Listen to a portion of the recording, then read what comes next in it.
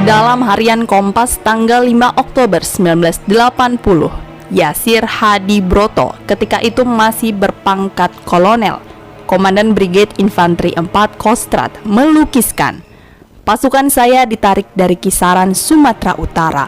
Kami tidak jadi menyerbu Malaysia tetapi dialihkan ke Jawa Tengah untuk melakukan pengejaran sisa-sisa oknum G30S. Kapal pengangkut Brigif 4 singgah semalam di Pelabuhan Tanjung Priuk sebelum esoknya melanjutkan pelayaran menuju Pelabuhan Tanjung Mas Semarang. Ketika kapal Lego jangkar di Tanjung Priuk, Kolonel Infanteri Yasir Hadibroto turun ke darat melapor kepada Panglima Kostrad. Begitu bertemu, Soeharto langsung bertanya, "Ada di mana kamu saat meletus peristiwa Madiun?" Yasir, kelahiran Kroja, Jawa Tengah, bekas Sho dan Kopeta di zaman pendudukan Jepang, menjawab, "Siap Jenderal, waktu itu saya baru saja menerima perintah hijrah dari Jawa Barat. Kompi saya ditugaskan untuk menghadapi batalion komunis di Wonosobo."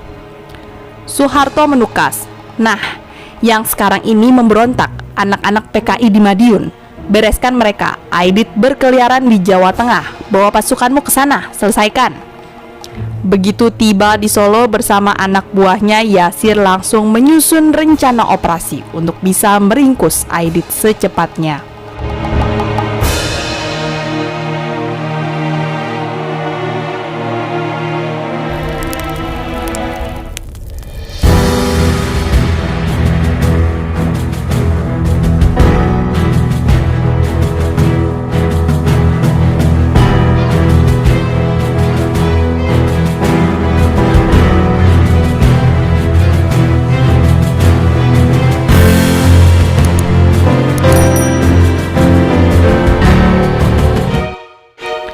Wilayah operasi pengejaran sisa-sisa G30S di Jawa Tengah masa itu dibagi dua.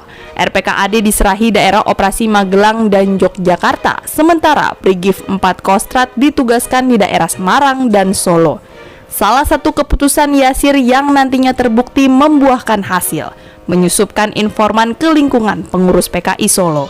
Hanya dalam 3 minggu, tim intelijen Brigif 4 berhasil melacak jejak Aidit. Sampai akhirnya masuk laporan berkualifikasi A1, terjamin kebenarannya bahwa tanggal 21 November 1965 persembunyian Aidit akan pindah dari Kletjo di bagian barat kota Solo ke Sambeng.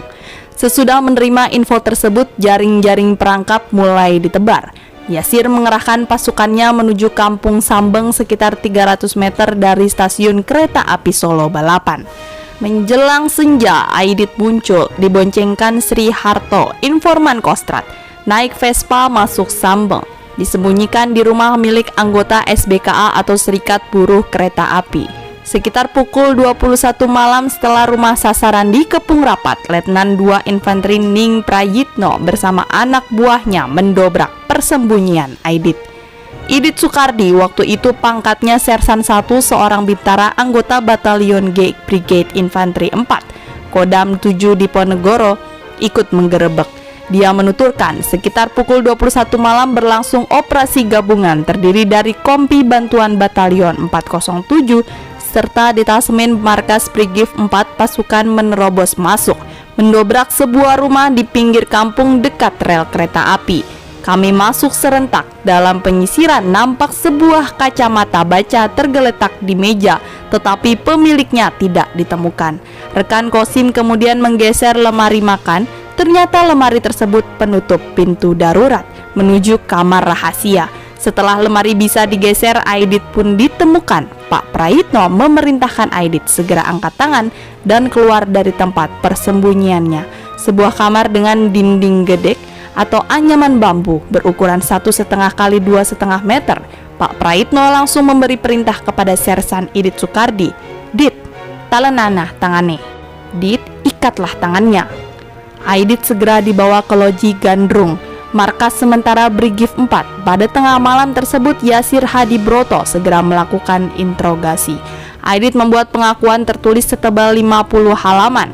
Dalam versi yang dikemukakan Yasir, surat pengakuan Aidit kemudian dia serahkan kepada Mayor Jenderal Suryo Sumpeno, Panglima Kodam 7 Diponegoro. Entah apa alasannya, Suryo Sumpeno kemudian membakar dokumen tersebut. Dalam pengakuannya dengan gagah, Aidit menjelaskan, "Saya memikul tanggung jawab dalam aksi merebut kekuasaan setelah mendapat dukungan dari seluruh pimpinan PKI berikut semua ormasnya. Semula saya merencanakan usaha merebut kekuasaan dilakukan tanggal 1 Mei 1965, tetapi kawan Lukman, Nyoto, Sakirman, dan Nyono semua tidak setuju. Mereka mengatakan terlalu berbahaya kalau dilakukan pada tanggal tersebut sebab persiapannya masih belum sempurna. Kecuali itu mereka yakin rencana saya pasti akan mengalami kegagalan jika dilaksanakan pada tanggal itu." Setelah Aidit selesai menulis pengakuan, Yasir mengaku kebingungan bagaimana cara menangani Aidit. Aidit adalah seorang menteri koordinator dalam kabinet Wikora, sekaligus wakil ketua MPRS. Selain itu, Yasir merasa bingung setelah Aidit terus-menerus mendesak agar dipertemukan dengan Presiden Soekarno. Yasir tidak mau dan mungkin juga tidak tahu bagaimana mencari jalan untuk mengantar Aidit menghadap ke Presiden. Apalagi Yasir sendiri berpendapat, jika diserahkan kepada Bung Karno, pasti dia akan memutarbalikkan fakta, mengakibatkan persoalannya menjadi lain. Pada pagi buta keesokan harinya, Yasir membawa Aidit ke Boyolali, kota kabupaten 25 km arah barat Solo. Mingguan Tempo edisi 7 Oktober 2007 melukiskan saat dramatis tersebut. Aidit yang diborgol berada dalam jeep terakhir bersama Yasir. Pada saat terang tanah, iring-iringan kendaraan tiba di Boyolali. Tanpa sepengetahuan dua jeep pertama, Yasir langsung memerintahkan mobilnya membelok masuk markas Batalion Infanteri 444. Tekadnya sudah bulat. "Ada sumur?" tanya Yasir kepada Mayor Trisno. Komandan Batalion Trisno menunjuk sumur tua di belakang rumahnya. Yasir membawa tahanannya di tepi sumur tersebut. Dia langsung mempersilahkan Aidit mengucapkan pesan terakhir. Tetapi Aidit malah pidato berapi-api. Ini membuat Yasir dan anak buahnya marah dan gerah. Maka dor! Dengan sebuah lubang, tubuh gempal Menteri Koordinator sekaligus Wakil Ketua MPRS terjungkal masuk ke dalam sumur. Dalam wawancara dengan koran Sore, Suara Pembaharuan, terbit tanggal 29 September 1998, Mayor Jenderal Purnawirawan Yasir Hadi Broto mengungkapkan keterangan lebih rinci. "Aidit berteriak kepada saya, daripada saya ditangkap lebih baik kalian bunuh saja. Saya sih sebagai prajurit yang patuh dan penurut langsung memenuhi permintaannya. Karena dia minta ditembak, ya saya kasih tembakan." Pukul 15 sore tanggal 24 November 1965, Kolonel Yasir menghadap Jenderal Soeharto yang sudah menunggu di Gedung Agung Istana Kepresidenan di Yogyakarta. Dengan nada polos, Yasir bertanya, "Apakah yang Bapak maksudkan dengan perintah membereskan memang seperti itu?" Soeharto tidak menjawab. Seperti biasa, Soeharto hanya tersenyum.